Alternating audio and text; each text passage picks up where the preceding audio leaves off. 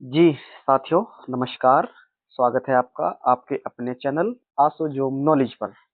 मैं आशा करता हूँ आप सभी बहुत अच्छे होंगे, बेहतर होंगे और अपनी पढ़ाई को बेहतरीन तरीके से कर रहे होंगे साथियों। साथियों हम सभी जानते हैं यूपीएसआई भर्ती परीक्षा 2025 इसके लिए हम कंप्लीट हिंदी की एमसीक्यू टाइप सीरीज लेकर चल रहे हैं और इसमें मैं आपको हिंदी करा रहा हूँ कंप्लीट हिंदी, बिल्कुल कंप्लीट। एक भी चैप्टर आपका नहीं छूटेगा साथियों। ठीक है, और आप जानते ही होंगे साथियों मार्च में आपका एग्जाम की डेट भी आ गई है। शायद 14 या 15 मार्च के आसपास आपके एग्जाम की डेट निर्धारित की गई है। ठीक है, तो इसमें हमने साहित्य चला रखा है। आपकी हिंदी बस के कुछ ही चैप्टर अभी इसमें शेष हैं। साहित्य की हम पार्ट 1 कंप्लीट कर चुके हैं। पार्ट 1, इसका आज पार्ट सेकंड रहने वाला है जिसमें हम टॉप 100 एमसीक्यू आज क्वेश्चन कवर करने वाले हैं, वो भी एग्जाम से बिल्कुल रिलेवेंट कंटेंट आपको दिया जा रहा है। तो आइए वक्त जाया ना करते हुए अपनी आज की इस क्लास की शुरुआत करते हैं। वीडियो अगर आपको अच्छी लगे तो क्लास को लाइक जरूर करिएगा साथियों, और चैनल को सब्सक्राइब जरूर कर लीजिएगा ताकि आने वाली हर एक क्लास की नोटिफिकेशन आपको टाइम पर मिल जाए। ठीक है साथियों, तो आइए शुरुआत करते हैं अपनी आज की इस क्लास की। इससे पहले वाली क्लास में हम 35 क्वेश्चन पुरस्कार से संबंधित और 65 क्वेश्चन हिंदी साहित्य के क्वेश्चन किए थे हमने, यानी कि इसमें पहले हम 100 क्वेश्चन कंप्लीट कर चुके हैं। तो आज क्वेश्चन नंबर 66, यानी कि 65 क्वेश्चन वे वाले, तो आज क्वेश्चन नंबर 66 इससे हम शुरुआत करने जा रहे हैं। तो पहला क्वेश्चन आपकी स्क्रीन पर है, बताइए कली कथा बाया बाईपास उपन्यास के रचनाकार कौन है? बताइए। मैत्री पुष्पा, अलका सरावगी, महुआ माझी, जयप्रकाश करदम। मैंने इसको आपको थोड़ी सी ट्रिक से करके याद करवाया था कि बग्गी को बाया बाईपास लो। बग्गी लिखा है ना बाद में वगी, तो इसके जो रचनाकार हैं अलका सरावगी है। ऑप्शन बी हमारा सही जवाब हो जाएगा। नेक्स्ट, मधुशाला के लेखक कौन है? हरिवंश राय बच्चन, भगवती चरण वर्मा, महादेवी वर्मा, जयशंकर प्रसाद। मधुशाला, इसको आप भली भांति जानते होंगे, ये हमारे अमिताभ बच्चन जी के पिताजी हरिवंश राय बच्चन जी की ये रचना है। मधुशाला, मधुबाला, मधुकलश सभी इन्हीं की रचनाएं हैं।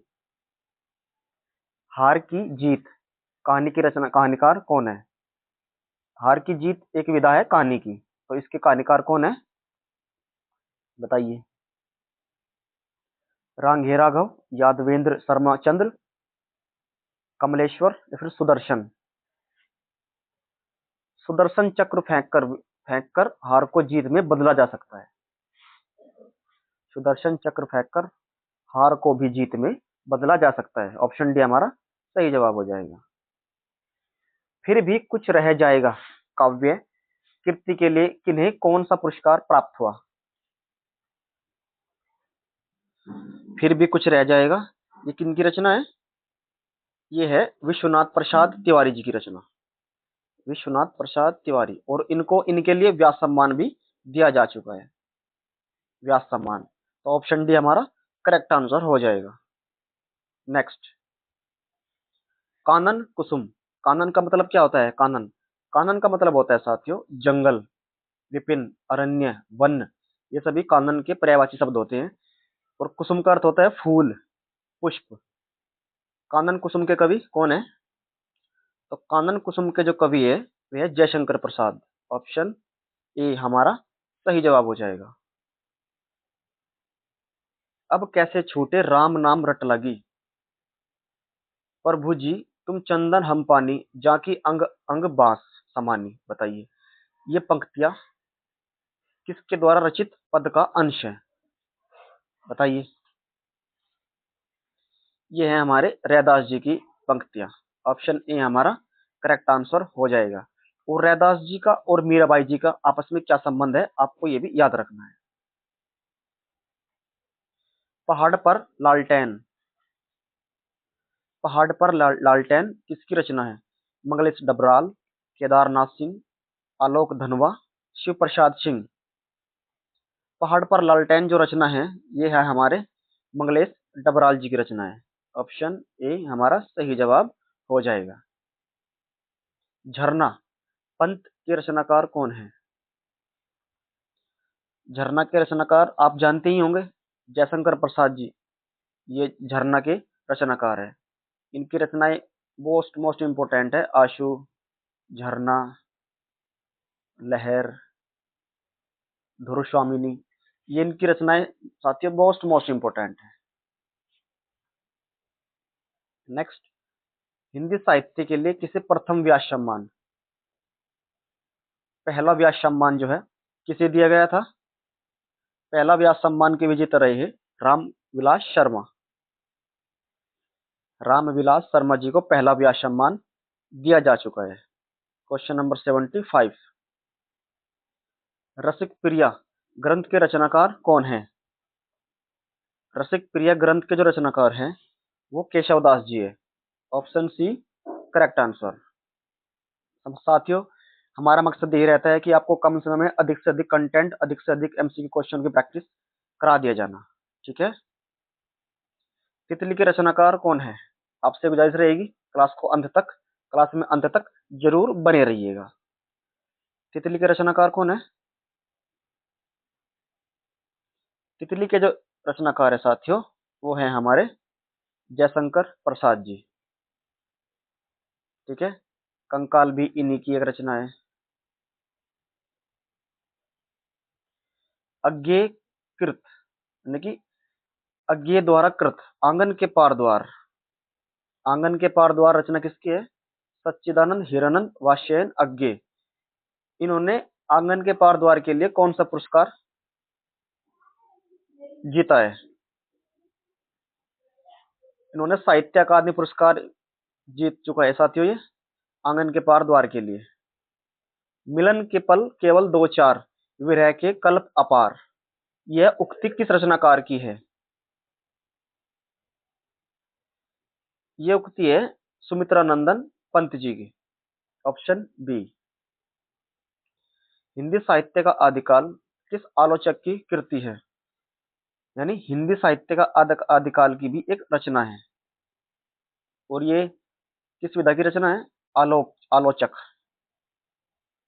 और किसने लिखी है? ये लिखी है हजारी प्रसाद द्विवेदी जी ने। हजारी साथियों, हजारी आएगा, हमारे नहीं आएगा। हजारी प्रसाद द्विवेदी जी के द्वारा ये रचित है। महात्मा गांधी अंतरराष्ट्रीय हिंदी विश्वविद्यालय की पत्रिका का नाम क्या है? गगनांचल, बहुवचन, भाषा, गर्भनाल। ऑप्शन बी मोस्ट इंपोर्टेंट है, बहुवचन। महात्मा गांधी अंतरराष्ट्रीय हिंदी विश्वविद्यालय की जो पत्रिका है उसका नाम है बहुवचन। हेत प्रीति से जो मिले तासो मिलिए धाये, यह उक्ति किस संत कवि की है? ये कबीरदास जी की है। Option D. रामचंद्र शुक्ल द्वारा लिखित आलोचनात्मक ग्रंथ निम्नलिखित में से कौन सा नहीं है? रसमीमांसा, शिल्प और दर्शन, भ्रमर गीत सार, जायसी ग्रंथावली। रामचंद्र शुक्ल द्वारा इनमें से कौन सी रचना नहीं की गई? शिल्प और दर्शन इनके द्वारा ये रचना नहीं की गई है। बाकी तीनों रसमीमांसा, भ्रमर गीत सार और जायसी ग्रंथावली इन्हीं के द्वारा लिखी गई है। एक भारतीय आत्मा के नाम से कविता की रचना किसने की? एक भारतीय आत्मा, माखनलाल चतुर्वेदी। Option C. किसे ज्ञानपीठ पुरस्कार प्राप्त नहीं हुआ? प्रेमचंद, रामधारी सिंह दिनकर, नरेश मेहता, सुमित्रा नंदन पंत।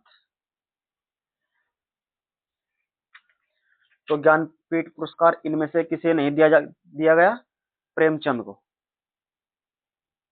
मुंशी प्रेमचंद को ज्ञानपीठ पुरस्कार प्राप्त नहीं हुआ।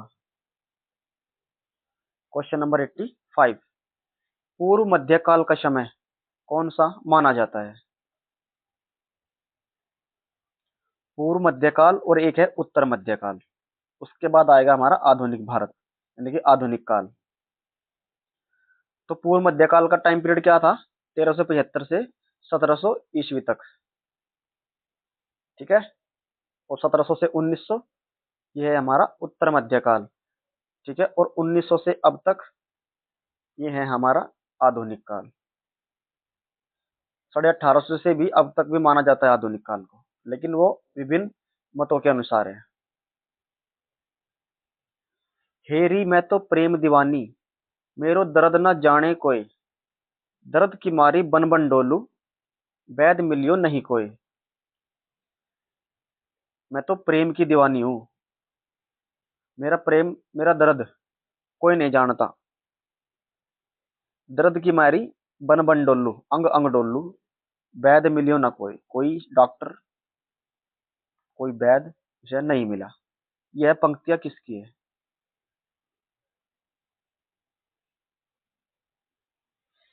ये पंक्तियां है मीराबाई जी की। साथियों, आपको थोड़ा सा मैं बता के चलूं, अधिकतर जो पंक्तियां पूछी जाती है यूपी पुलिस में, यूपी पुलिस यूपीएसआई में जो पंक्तियां पूछी जाती है, वो अधिकतर एक फीमेल लेखक की पूछी जाती है। अधिकतर मोस्टली फीमेल से संबंधित ही पूछी जाती है। ठीक है। तो ये मीराबाई जी की पंक्तियां थी। कहानी, नई कहानी किसकी प्रसिद्ध कृति है? मधुरेश, बच्चन सिंह, डॉक्टर रघुवंश, नामवर सिंह। कहानी, नई कहानी, यह है नामवर सिंह की कृति। Option D. मोही तो मेरे कवित बनावत, यह प्रसिद्ध उक्ति किसकी है? घनानंद की। आप जानते होंगे, घनानंद महापदम नंद, नंदवंश के संबंधित ये बातें थी उस टाइम। ठीक है। तो ये घनानंद जी की उक्ति है। ब्राह्मण के संपादक कौन थे? ब्राह्मण, प्रताप नारायण मिश्र, बालकृष्ण भट्ट, भारतेंदु या फिर अंबिका दत्त व्यास। प्रताप नारायण मिश्र ये ब्राह्मण के संपादक थे। Option A. प्रयोगवादी काव्य धारा का प्रवर्तन किसने किया? प्रयोगवादी काव्य धारा का प्रवर्तन किसने किया? निराला, धूमिल, अज्ञे या फिर जयशंकर प्रसाद। ये किया था अज्ञे जी ने। सच्चिदानंद हीरानंद वात्स्यायन अज्ञे। किस काल को गद्य काल के नाम से भी जाना जाता है? गद्य काल किसको कहा जाता है? इसको आप जानते ही होंगे। आधुनिक काल प्रसिद्ध है गद्य काल के नाम से। ठीक है। मुक्त छंद के सर्वाधिक समर्थक छायावादी कवि कौन थे? यानी मुक्तक छंद के लिए कौन प्रसिद्ध थे? मुक्तक छंद के लिए प्रसिद्ध थे सूर्यकांत त्रिपाठी, निराला। Option D. आचार्य रामचंद्र शुक्ल ने तुलसी के प्रामाणिक ग्रंथों की संख्या कितनी मानी? तुलसी के प्रामाणिक ग्रंथों की संख्या कितनी मानी है रामचंद्र शुक्ल ने? वो मानी है 12 है। ऑप्शन डी हमारा सही जवाब हो जाएगा। बाण भट्ट की आत्मकथा मोस्ट मोस्ट इंपोर्टेंट है। जैनेन्द्र, हजारी प्रसाद द्विवेदी, अमृतलाल नागर या फिर नागार्जुन। बाण भट्ट की जो आत्मकथा है, ये एक उपन्यास है और ये लिखा गया है हजारी प्रसाद द्विवेदी जी के द्वारा।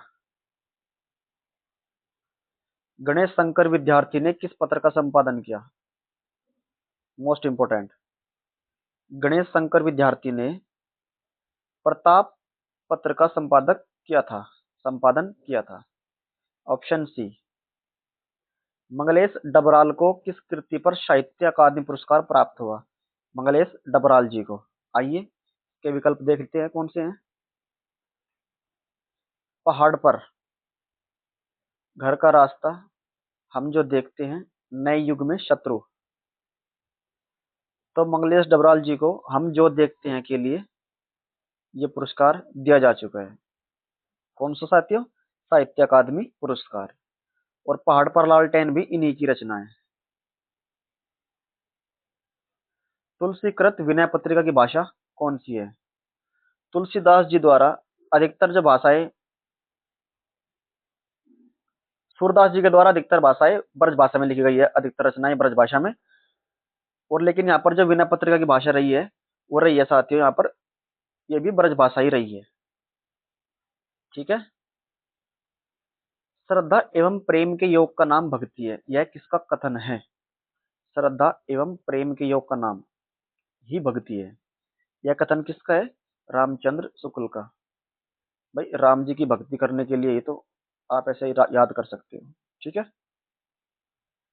हिंदी साहित्य का आलोचनात्मक इतिहास किसने लिखा? हिंदी साहित्य में अनेक आलोचक भी पैदा हुए हैं। ठीक है। तो हिंदी साहित्य का आलोचनात्मक इतिहास के रचयिता कौन है? राम कुमार वर्मा जी। Option A. भारतीय आत्मा किस कवि का उपनाम है? भारतीय आत्मा, भारतीय आत्मा है माखनलाल चतुर्वेदी जी की का उपनाम। ठीक है।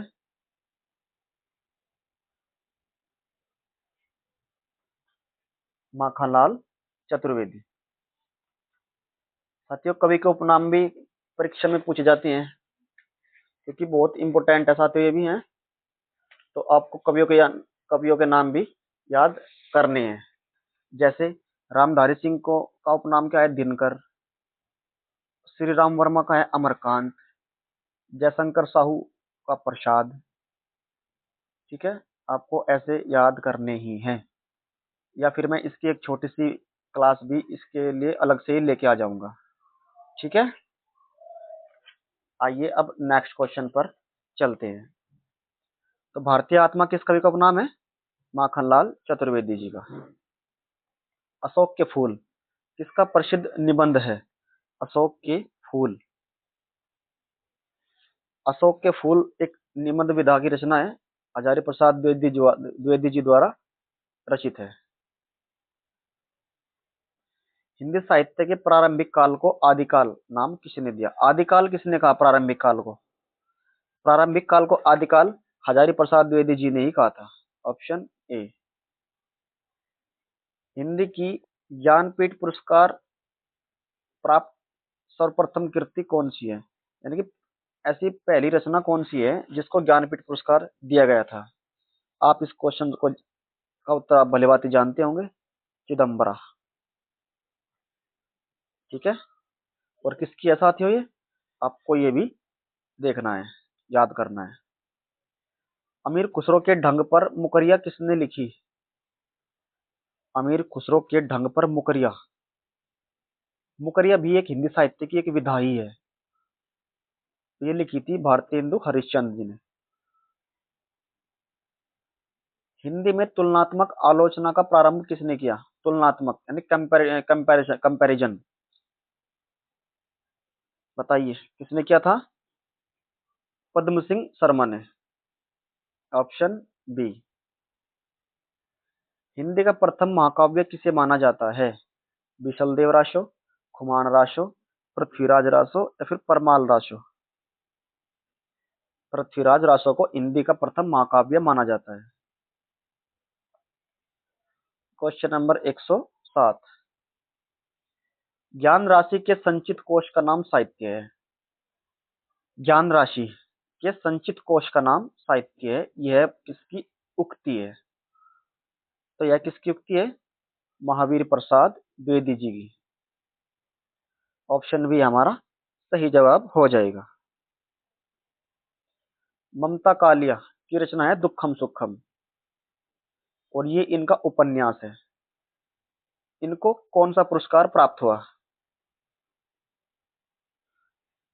इनको व्यास सम्मान से सम्मानित किया जा चुका है दुखम सुखम के लिए। परीक्षा, शतरंज के खिलाड़ी, सवा शेर गेहूं, कफन कहानियों के लेखक कौन है? प्रेमचंद जी को माना जाता है कहानी का उस्ताद उस्ताद।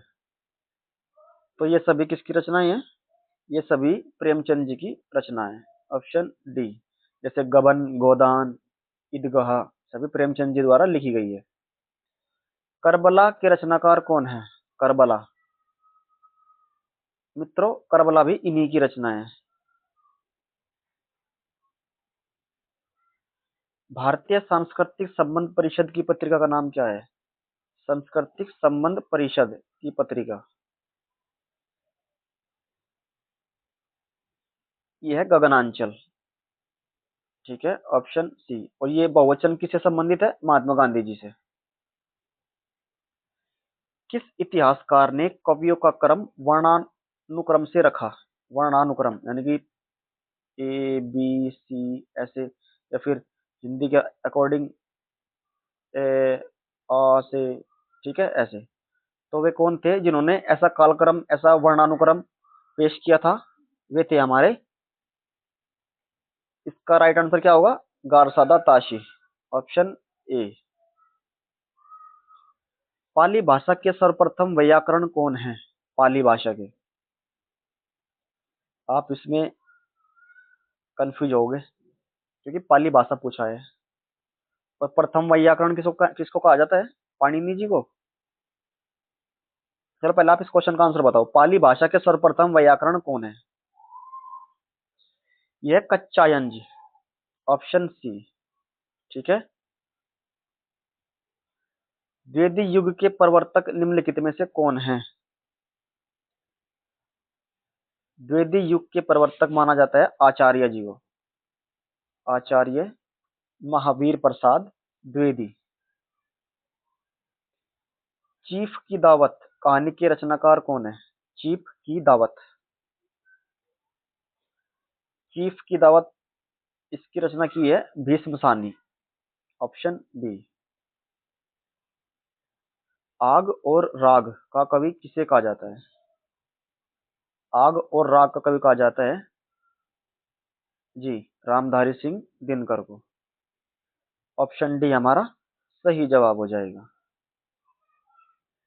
श्रीलाल शुक्ल को किस उपन्यास के लिए कई सारे पुरस्कार प्राप्त हुए? कई सारे मतलब अधिकतर। आइए विकल्प देखते हैं। श्रीलाल शुक्ल को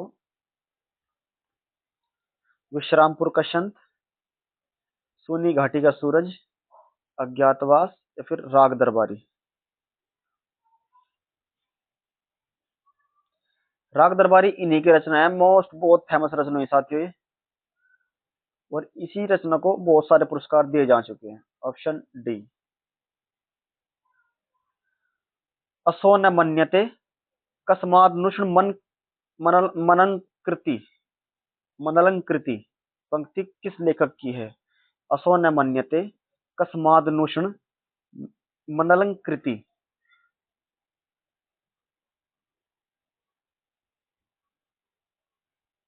बताइए ये किसकी रचना है? किस लेखक द्वारा लिखी गई है ये लिखी गई है जयदेव द्वारा, ऑप्शन डी। गोरी सोवे सेज पर मुख पर डारे केस, केस का मतलब क्या है? हेयर, बाल। गोरी सोवे सेज पर मुख पर डारे केश, अमीर खुसरो। ये कथन अमीर खुसरो का है, ध्यान रखना है, ये कथन है एक। खुमान राशो किसकी प्रसिद्ध रचना है? खुमान राशो के रचनाकार है दलपति विजय। ठीक है। जगनीक किसके थे? बताइए जगनीक किसके थे? और नरपति नाल किसके थे? और शारंगधर। आपको इन तीनों की रचनाएं ध्यान रखनी है। ठीक है, मैं यहाँ पर लिख देता, लेकिन साथियों हो यह टाइम। भारत का प्रथम समाचार पत्र कौन सा था? उदंत मार्तंड, ब्राह्मण, बंगाल गजट, या फिर समाचार दर्पण। अगर आपसे पूछा जाए भारत का प्रथम समाचार पत्र कौन सा था, वो तो होगा बंगाल गजट। और आपसे अगर पूछा जाए भारत का प्रथम हिंदी समाचार पत्र कौन सा था, हिंदी, तो वो होगा हमारा उदंत मार्तंड। ठीक है, तो इसका राइट आंसर क्या होगा? बंगाल गजट।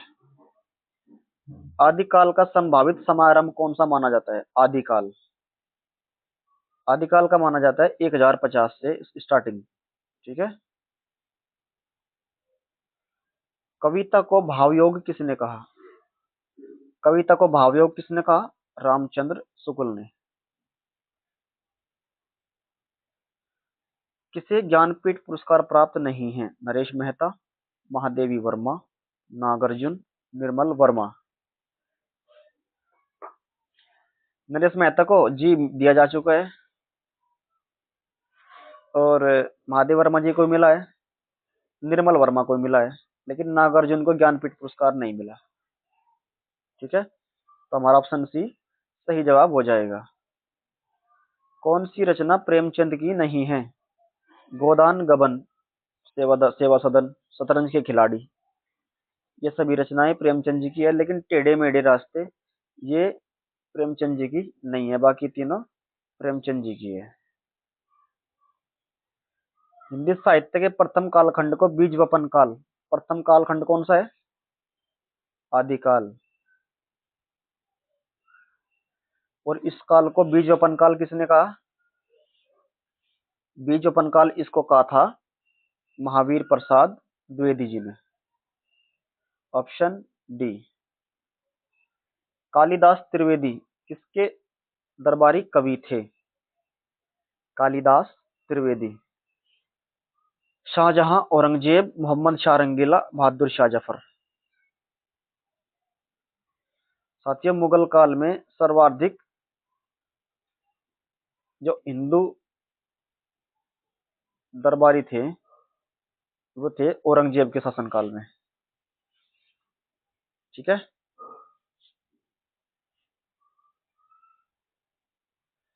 Question number 128। कौन सा नाटक उपनिषद काल पर आधारित है? तो वह है जन्मेजय का नाग यज्ञ। ऑप्शन ए, नाटक उपनिषद काल पर आधारित था। ठीक है, नेक्स्ट क्वेश्चन। मेरे समय के शब्द, मेरे समय के शब्द किस विधा की रचना है? यानी कि एक निबंध है, काव्य है, चंपू काव्य है, या फिर आलोचना है? ये एक आलोचना है। ठीक है, ये इसकी विधा आलोचना है, मेरे समय के शब्द। और आपको बताना है चंपू काव्य किसको कहते हैं। चंपू काव्य वह होता है साथियों जिसमें गद्य और पद्य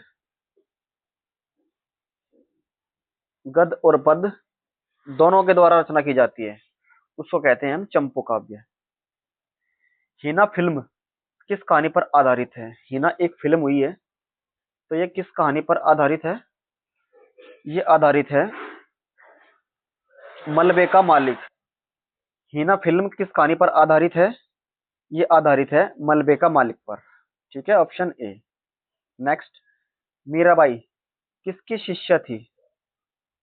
मैंने आपको बताया था, पूछा था आपसे कि मीराबाई और रैदास जी का क्या संबंध है। तो साथियों, मीराबाई ये जो है संत रैदास की शिष्य थी। Option B.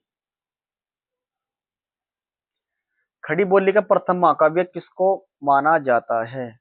खड़ी बोली का प्रथम महाकाव्य, खड़ी बोली का जो प्रथम महाकाव्य था वो था साथियों प्रिय प्रवास। ऑप्शन बी सही जवाब हो जाएगा। अपभ्रंश का वाल्मीकि किसको कहा जाता है? अपभ्रंश का वाल्मीकि किसको कहा जाता है? स्वयंभू को। Option C. खड़ी बोली हिंदी के पहले कवि कौन है? खड़ी बोली हिंदी के पहले कवि आप जानते ही होंगे, अमीर खुसरो जी को कहा जाता है। हरी घास पर क्षण भर कविता संग्रह के रचनाकार निम्नलिखित में से कौन है? शमशेर बहादुर सिंह, अज्ञे, केदारनाथ अग्रवाल, या फिर रघुवीर सहाय। हरी घास पर क्षण भर। Option B Agyeya. सुई और धागे के बीच में, सुई और धागे के बीच में क्या होता है? वैक्यूम या फिर कुछ और? सुई और धागे के बीच में जो कविता है उसकी रचना किसने की है? उसके लेखक है केदारनाथ सिंह अग्रवाल। ऑप्शन बी हमारा सही जवाब हो जाएगा। चित्रा मुदगल को उनकी किस कृति के लिए साहित्य अकादमी पुरस्कार से पुरस्कृत किया गया? Chitra Mudgal, post box number 203, नाला सोपोरा। नाला सोपारा एक जगह का नाम है साथियों, मेरे ख्याल से ये पड़ती है दिल्ली के आसपास। ठीक है, तो इनकी रचना है post box number 203, Nala Sopara, Chitra Mudgal. Prithviraj Raso, Prithviraj Raso के रचयिता कौन है? आप जानते होंगे, चंद बरदाई जी पृथ्वीराज रासो के रचनाकार हैं। दलपति विजय किसके थे? खुमान रासो के। और नरपति नाल, ये विजयपाल रासो के थे। परमाल रासो के जगनिक। क्वेश्चन नंबर 139, कौन सी पुस्तक विजय तेंदुलकर की है? साथियों एक बार क्वेश्चन पूरा पढ़ ले, क्या लिखा गया है। कौन सी पुस्तक विजय तेंदुलकर की, कौन सी पुस्तक विजय तेंदुलकर की नहीं है? नहीं है पूछा गया आपसे, विजय तेंदुलकर के बारे में पूछा गया है। कमला खामोश, अदालत जारी है, घाशीराम कोतवाल, ये तीनों तो है विजय तेंदुलकर की रचना, लेकिन नफा की एक शाम ये इनकी रचना नहीं है। आपको ध्यान रखना है बस, ये विजय तेंदुलकर जो है एक लेखक हुए हैं हिंदी साहित्य में, और इनकी ये तीन रचनाएं। ठीक है, नेक्स्ट, किस कृति के लिए अमृतलाल नागर को साहित्य अकादमी पुरस्कार प्राप्त हुआ? अमृतलाल नागर, जैसे कि ऑप्शन नाम में ही इनका आंसर छिपा रहता है, अमृत और विष इन्हीं की रचना है, और इसी को साहित्य अकादमी पुरस्कार दिया जा चुका है। कामायनी महाकाव्य के रचनाकार का नाम क्या है? कामायनी किसकी रचना है? आप जानते होंगे, कामायनी जो है जयशंकर प्रसाद जी की रचना है। ऑप्शन सी। मानसरोवर किसकी रचनाओं का संकलन है? मानसरोवर, मानसरोवर जो रचना है, रचनाओं का ये संकलन है मानसरोवर, ये है प्रेमचंद जी की। Option C. नीरजा, नीरजा को आप भली भांति जानते होंगे। नीरजा जो रचना है साथियों, ये है महादेवी वर्मा जी की। पंचवटी किसकी रचना है? पंचवटी, पंचवटी के जो रचनाकार हैं वो है मैथिली शरण गुप्त। Option A.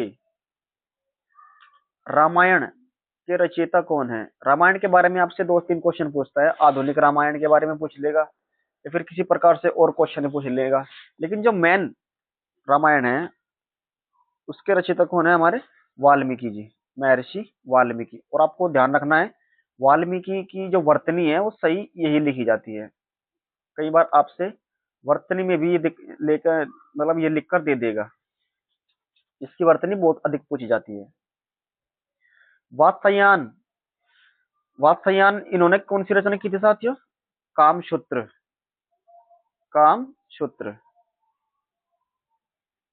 कबीरदास की भाषा कौन सी थी? कबीरदास जी की जो भाषा थी वो थी साधुकड़ी। सूरदास के गुरु, सूरदास जी के जो गुरु थे वो थे वल्लभाचार्य। ठीक है, वल्लभाचार्य। और रामानंद किसके गुरु थे? कबीरदास जी के, कबीरदास जी के ये गुरु थे। ठीक है, सूरसागर कृति के कवि कौन है? सूरसागर, सूरदास जी। मैथिली भाषा के प्रसिद्ध कवि कौन है? मैथिली, मैथिली भाषा के जो प्रसिद्ध कवि है वो माना जाता है विद्यापति जी को, इन्हें मैथिल। ठीक है, मैथिली भाषा के लिए प्रसिद्ध है ये। संत कबीर की कृति कौन सी है? यामा, यामा महादेव वर्मा जी की है। सुर सरावली सूरदास जी की है। बीजक कबीरदास जी की है। और मर्गवती किसकी है साथियों? आप देख लेना मर्गवती किसकी है, लेकिन यहाँ पर जो संत कबीर की रचना है वो बीजक है। Option D. कामसूत्र किसकी रचना है? वात्स्यायन, भृतमुनि, बाणभट्ट, कौटिल्य।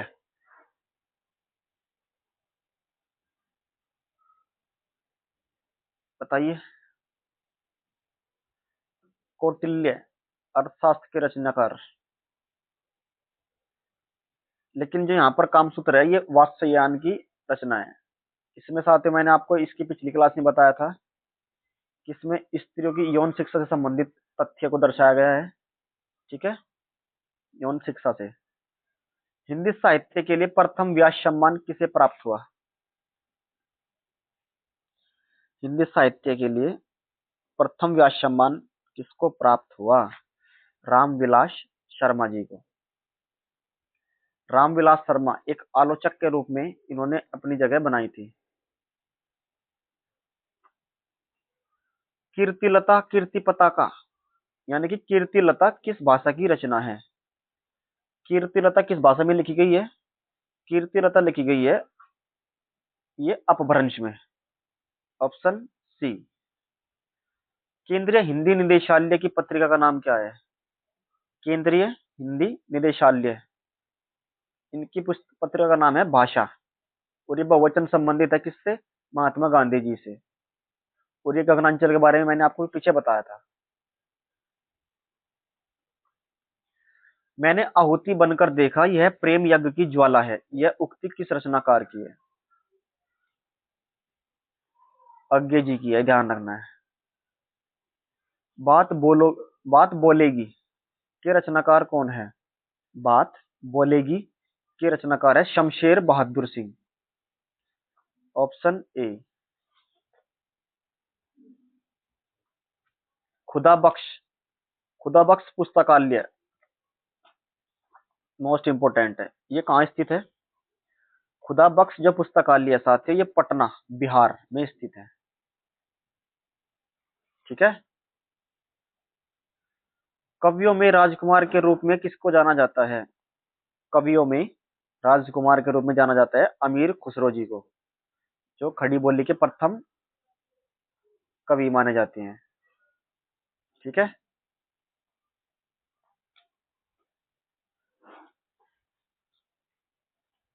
साधारणीकरण की व्याख्या में मधुमति की भूमिका की परिकल्पना किस विद्वान की है? मधुमति की भूमिका ये परिकल्पना किस विद्वान की है? तो ये परिकल्पना है श्याम सुंदर दास जी की। ऑप्शन बी राइट आंसर हो जाएगा। Question number 160। मैं नीर भरी दुख की बदली यह काव्य पंक्ति किन की है? तो यह काव्य पंक्ति है नीर भरी। मैंने आपसे पूछा था साथियों, बोला था मैंने आपको कि यूपीएसआई अधिकतर जो पंक्ति पूछेगा वो एक फीमेल फीमेल लेखक की ही पूछेगा। ठीक है, फीमेल लेखिका की। मीराबाई के पद राजस्थानी भाषा के किस बोली में लिए लिखे गए हैं? मीराबाई के पद राजस्थानी भाषा की किस बोली में लिखे गए हैं? तो मीराबाई के जो पद थे वो राजस्थानी भाषा के मारवाड़ी बोली में लिखे गए हैं। मारवाड़ी, ध्यान रखना है, मीराबाई मारवाड़ी। मीराबाई के जो पद है वो राजस्थान में यानी कि राजस्थानी भाषा की मारवाड़ी बोली में लिखे गए हैं। ऑप्शन डी हमारा इसका सही जवाब हो जाएगा। Next question. बस साथियों कुछ क्वेश्चन और बचे हुए हैं, फिर हमारी अपनी इस पार्ट सेकंड भी कंप्लीट हो जाएगा। रामचंद्र शुक्ल ने हिंदी साहित्य का प्रथम महाकाव्य इनमें से किसको माना है? रामचंद्र शुक्ल जी के अनुसार हिंदी साहित्य का जो प्रथम महाकाव्य माना गया है वो पृथ्वीराज रासो को ही माना गया है। Option B. और पृथ्वीराज रासो ये चंद बरदाई द्वारा लिखित है। मुल्ला मुल्ला दाऊद मुल्ला दाऊद द्वारा कृत लोक लोरकहा की भाषा कौन सी है? लोरकहा की भाषा कौन सी है? अवधी। Option B. अवधी बोली जो बोली जाती है ये अयोध्या के अवध के क्षेत्र में बोली जाती है। रश्मि रथी इनमें से किसके जीवन पर केंद्रित कृति है? रश्मि रथी, रश्मि रथी जो है ये कर्ण के जीवन पर आधारित है। 84 सिद्धों में प्रथम सिद्ध कवि बताइए। मोस्ट मोस्ट इंपोर्टेंट क्वेश्चन है ये। 84 सिद्धों में प्रथम सिद्ध कवि सरहपा को ही माना जाता है, सरहपा को। वैदेही वनवास किसकी कृति है? वैदेही वनवास किसकी कृति है? अयोध्या सिंह हरियोद, अयोध्या सिंह उपाध्याय हरियोद की वैदेही वनवास। ठीक है साथियों, ध्यान रखना है आपको। अयोध्या सिंह उपाध्याय हरियोद, वैदेही वनवास इन्हीं की रचना है। कनुप्रिया के रचनाकार कौन है? कनुप्रिया, कान को जो प्रिय लगने वाली, धर्मवीर भारती। अन्य से अनन्या आत्मकथा किसकी है? अन्य से अनन्या, ये आत्मकथा है प्रभा खेतान की। ये मोस्ट इंपोर्टेंट है, आपको इसको ध्यान रखना है साथियों। ठीक है, नेक्स्ट। प्रकाशन वर्ष की दृष्टि से डॉक्टर हरिवंश राय बच्चन की रचनाओं का सही अनुक्रम क्या है? बताइए। प्रकाशन वर्ष की दृष्टि से, यानी आपसे हरिवंश राय बच्चन जी की रचनाओं के बारे में क्रोनोलॉजी का सवाल पूछ लिया गया है। मधुकलश, मधुबाला, बताइए इनमें से कौन सा विकल्प सही रहेगा टाइम पीरियड के अकॉर्डिंग?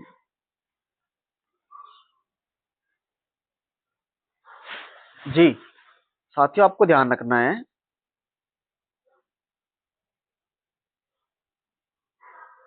SBK, यानी कि पहली इनकी रचना है मधुशाला, मधुबाला, मधुकलश, निशा निमंत्रण। निशा निमंत्रण इनकी सबसे मतलब इसके अकॉर्डिंग, क्वेश्चन के अकॉर्डिंग बाद की रचना है। SBK, साला, बाला, मधुकलश। ऑप्शन बी हमारा सही जवाब हो जाएगा। और हमारी इस आज की क्लास का ये अंतिम क्वेश्चन है, क्योंकि हमने साथियों 35 क्वेश्चन स्टार्टिंग में ही अपनी पहली क्लास में कंप्लीट कर लिए थे, जो पुरस्कार से संबंधित थे, इसीलिए साथियों। ठीक है, यानी कि आपके आज के लगभग 100 क्वेश्चन के आसपास भी कंप्लीट हो गए। प्रभु जी तुम चंदन हम पानी, प्रभु जी तुम चंदन हम पानी, ये किसका काव्य है? चलो थोड़ा सा आपको हिंट दे देते हैं। ये काव्य मीराबाई जी के गुरु का काव्य है। तो इस क्वेश्चन का आंसर आप हमें कमेंट बॉक्स में जरूर दीजिएगा साथियों। तो हमने आज इस हिंदी साहित्य की क्लास 2 यानी कि इसका पार्ट सेकंड भी कंप्लीट कर लिया है, और हम आगे मिलेंगे इसके थर्ड पार्ट में। इसके साथ ही हम टोटल 5 पार्ट लाएंगे, क्योंकि हिंदी साहित्य यूपीएसआई के लिए एक मोस्ट मोस्ट इंपोर्टेंट टॉपिक रहता है, क्योंकि लगभग 4 से 5 क्वेश्चन आपको हिंदी साहित्य में 38 में से देखने को जरूर मिलेंगे साथियों। वो का नाम 40 में से। ठीक है, 38 तो शायद यूपी पुलिस में पूछे जाते हैं, 37-38 के आसपास, लेकिन आपको 4-5 क्वेश्चन हिंदी साहित्य के जरूर मिलेंगे आपको एसआई में। ठीक है साथियों, तो कमेंट के माध्यम से आप हमें जरूर बताइएगा आपको हमारी क्लास कैसी लगी। साथियों, आपके लाइक से हमें मोटिवेशन, आपके कमेंट से मोटिवेशन मिलता है साथियों। आपके लिए मेहनत करते हैं साथियों, तो आप थोड़ा ख्याल करके चला करो साथियों। ठीक है, तो मिलते हैं साथियों नेक्स्ट क्लास में। तब तक के लिए जय हिंद, जय भारत, वंदे मातरम, राधे राधे।